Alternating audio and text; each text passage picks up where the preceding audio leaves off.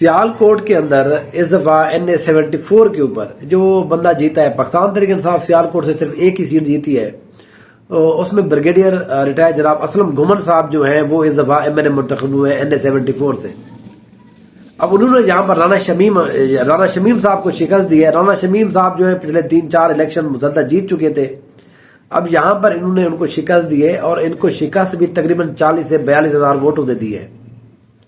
اب معاملہ یہاں پر یہ ہوا کہ پچھلے 2 دن سے بریگیڈیئر اسلم گھمن صاحب گم ہے، لاپتہ ہے، اغوا ہے، اس کو آپ کوئی بھی نام دے دیں۔ پاکستانی سیاست کے اندر آپ کسی بھی بندے کے لاپتہ ہونے کو آپ یہ بھی کہہ سکتے ہیں وہ چلے میں چلا گیا ہو، آپ یا اس کو یہ بھی کہہ سکتے ہیں کہ وہ خود جو ہے جو ہمارے ایریاز ہیں، مختلف ناردرن ایریاز، وہاں پر وہ سیر کرنے کے لیے چلا گیا ہے۔ تو بہرحال آپ اس کو کوئی بھی نام دے دے، تو وہ پچھلے 2 دن سے بہرحال کسی سے رابطے میں نہیں ہے۔ پاکستان تحریک انصاف کے لوگوں نے یہ الزام لگایا ہے کہ ان کو اسٹیبلشمنٹ نے اغوا کیا ہے اور وہ یہ چاہتے ہیں کہ وہ اپنی سیاسی جو وابستگی ہے وہ تحریک انصاف کے ساتھ ختم کر کے مسلم لیگ نون یا IPP کے اندر شامل ہو جائیں۔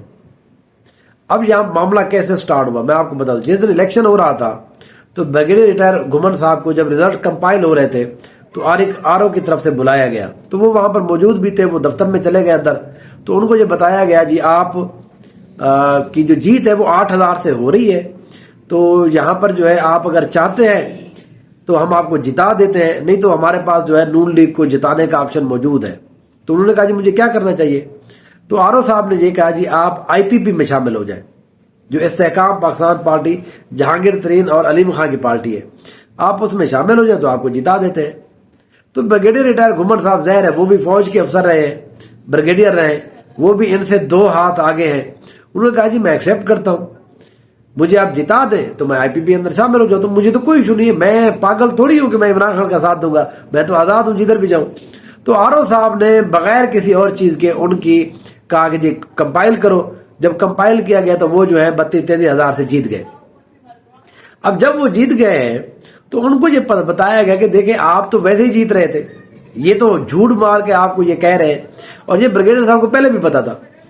اب انہوں نے عوام سے جب دیکھا ریئیکشن انہوں نے کہا جی میں کوئی IPP میں شامل نہیں ہوتا اور میں پاکستان تحریک انصاف کے ساتھ ہی کھڑا رہوں گا۔ تو کچھ لوگوں کی طرف سے اس کو رابطہ کیا گیا، سر آپ نے تو کہا تھا کہ آپ شامل ہو جائیں گے IPP کے اندر، اب آپ جیت چکے ہیں تو آپ IPP میں شامل اعلان کریں۔ اس نے کہا نہیں جی میں نے کوئی بات نہیں کی، نہ میں نے کوئی وعدہ کیا تھا، وہ تو میں نے آپ سے الیکشن کا رزلٹ لینا تھا، جو میرا حق تھا، میں جیت چکا تھا، نہیں تو آپ مجھے ہرا دیتے، اس لیے میں جو ہوں وہ آپ کو نہیں دینے والا، IPP میں شامل نہیں ہونا یا نون لیگ میں۔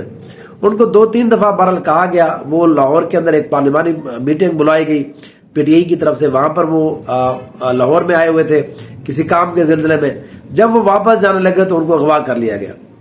اب ان کے اوپر شدید دباؤ یہ ہے کہ آپ جو ہے اپنی سیاسی جو شراکت داری ہے یا سیاسی آپ کا جو ایفیلیشن ہے وہ PTI سے ختم کریں اور IPP یا نون لیگ کے اندر شامل ہو جائیں۔ اب بریگیڈیئر صاحب دیکھتے ہیں کہ کتنے دن تک جو ہے وہ سرائکی میں کہتے ہیں کہ کتنے دن کا تڑ پکاتے ہیں، ٹھیک ہے جی، وہ جڑے رہتے ہیں، پکے رہتے ہیں۔ اگر وہ شامل ہو بھی گئے تو اس بات کا آپ دنیا پوری کو پتہ چل چکا ہے کہ آپ ان کو کس طرح سے شامل کر رہے ہیں۔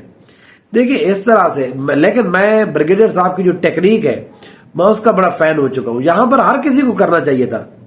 یہاں پر ڈیرہ غازی خان کے اندر جن لوگوں نے 55,000 کی لیڈ لی ہے تو ان کو RO نے بلایا، RO نے کہا جی آپ ادھر ہیں، RO نے کہا جی آپ نون لیگ میں یا پیپل پارٹی میں شامل ہو جائیں یا IPP کے اندر تو آپ کو جتا دیتے ہیں۔ انہوں نے کہا جی ہم تو جیت چکے ہیں۔ انہوں نے کہا نہیں جی یہ تو ہمارے اختیار میں ہے، ووٹ تو آپ کسی سے بھی لے کر آئے، لکھنا ہم نے ہے۔ تو بہرحال وہ یہاں پر نئے بندے تھے، ان کو کسی ٹیکنیک کا نہیں پتا تھا، انہوں نے کہا جی آپ کچھ بھی کر لیں ہم عمران خان صاحب بغاوت نہیں کریں گے۔ تو انہوں نے کہا ٹھیک ہے۔ اب 55,000 والا بندہ ہار گیا، لیکن اس کے مقابلے میں بریگیڈیئر صاحب نے کیا کیا، وہ جیت بھی رہے تھے، جب اس کو ڈرایا گیا کہ آپ کو ہرا دیں گے تو کہا نہیں نہیں میں آپ کے ساتھ ہی شامل ہو رہا ہوں، لیکن بس مجھے ایک دفعہ جتا دیں۔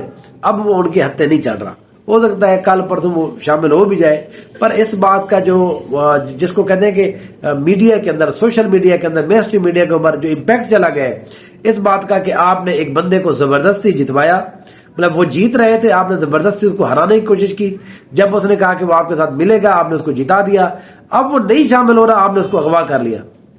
اس طرح سے لاہور کے اندر بھی ایک معاملہ ہوا احمد رشید بھٹی کے ساتھ، CSP آفیسر ہے، ان کو بھی انہوں نے جیل میں ڈالا ہوا ہے صرف اس لیے کہ وہ مریم نواز صاحب کی جا کر بیعت کر لیں. اب میرا نہیں خیال کہ احمد رشید بھٹی جو ہے وہ کبھی بھی نون لیگ کا ساتھ دیں گے. وہ سی ایس پی آفیسر ہیں, وہ ان چیزوں کو دیکھ چکے ہیں, وہ سختیاں برداشت کر سکتے ہیں. وہ جو بھٹی برادری ہے وہ اچھا یہ جیتے بھی رائے گڑھ سے ہیں, بی ایم محمد نواز شریف کا جو گھر ہے وہاں پر انہوں نے ان کو شکست دی ہے. تو نون لیگ کے لیے یہ خطرہ ہے جو اس طرح کے بڑے بڑے جو برادریوں کے بڑے تگڑے تگڑے لوگ ہیں وہ اگر ان کے خلاف جائیں گے, وہ ان کے پارٹی کے اندر شامل نہیں ہوں گے, تو آنے والے دنوں میں لاہور جو ہے وہ نون لیگ کے ہاتھ میں بالکل نہیں رہنے والا. تو احمد رشید بھٹی کو بھی اس طرح سے اغوا کیا گیا ہے. تو بہرحال اب دیکھتے ہیں اپنے ملک کے اندر آگے کیا ہوتا ہے. دیکھتے رہیے no side. Thank you so much.